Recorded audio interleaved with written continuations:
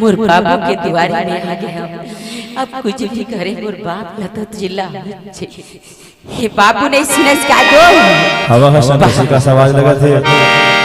मोर समधी महाराज कहेरी से 2 दिन कठी समधी महाराज तोर बेटी और तोर दामाद भेजा था कहीं के लगते भगवान आज मोर बेटी और दामाद है आगे जाके देखा दुआरी में मोर लइका मन ला बाबू को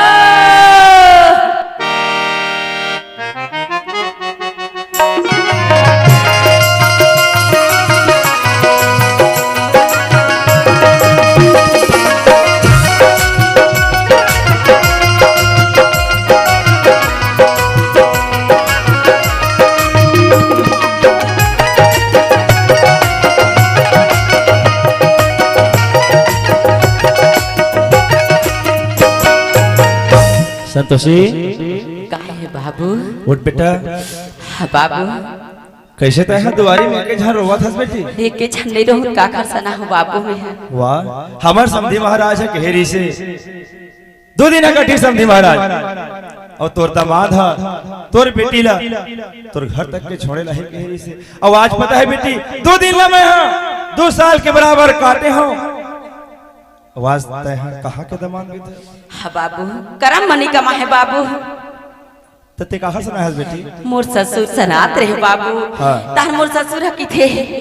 ये दुबट्टा में रही ताल में नहीं जा संतोषी तोर सन मैं तो बाप करा वचन दे रहे संतोषी 4 दिन के बाद तोर बेटी है तोर दमान ला भेजू के आज मोर बेटा नहीं जाते तोर संग में मैं तोर बाबू के आगे में का शकल देखा ऐसे कही कि नहीं इस बाबू छोड़ के चल दी ऐसे नहीं हो सकता नहीं बाबू चल दी ऐसे झूठ मत बोल काबर मोर समधी महाराज में जाना था आखिर ओखर काजी गाड़े हमें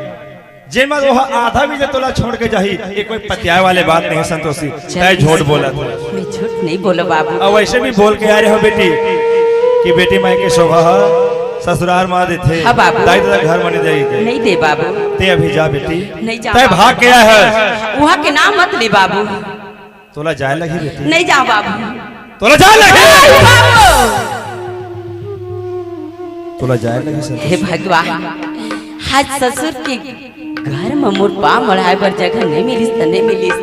आज मोर बाप के घर में नहीं मिलीस सही में बाबू मोला तो मर जाना ठीक है लेकिन तोरा आगू में सकल देखा ना बेकार ते मोर पाँव मत पर जाके तोर जीवन साथी के पाँव पर जाके बाप समान तोर ससुर के पाँव पर तोर महतारी समान तोर सास के पाँव पर लेकिन मोर सामने तोर सकल मत दिखा आज मोर सकल देखना पाप है कि देश बाबू जिन दिन मोर महतारी मरीज बाबू ओई दिन मोला चिता में डाल देते बाबू आज देखे बड़े हथियारी के सकल नहीं मिलतीस बाबू हाँ मैं नहीं जानत रहो आज मोर बेटी है अपन ससुराल ले मैं के भाग का है कि जानते तो वही दिन तोला धरती में कर याद देते हो लेकिन कोई बात नहीं ते कहा था नहीं हाँ बाबू का घर रहूं कहा था आज बाप के घर में आज मायके में रहूं कहा था अब सुन सुनती काहे आज बाबू ले मोर लेते हैं मर गए नहीं बाबू आज मरे की बात कर दे बाबू आज छोड़े हरे तोरा औलाद है बाबू आज दुनिया में सब मिल जाही बाबू लेकिन आज तोर बेटी नहीं मिले बाबू संतोषी तो ससुराल में ते मर जाते अब हो ये बाप ला स्वीकार रही से अरे ते तो ससुराल में फांसी लगा लेते ना तो वो डोरी ले मैं निकाले की हिम्मत करते हैं लेकिन आज तय हाँ भाग गया है मैं बोला कभी माफ नहीं करो कभी माफ नहीं करो बाबू मुझे अपनी गली से लगानी तय दूर हो जा मोरा आखिर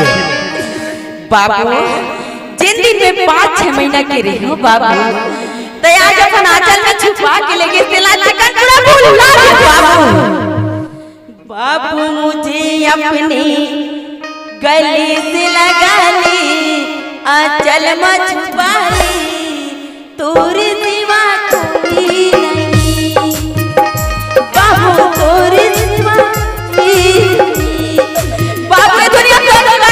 बाबू चल हर हर बाबू आज ससुराल छोड़ के आज दाई दादा के घर में रहने वाला है।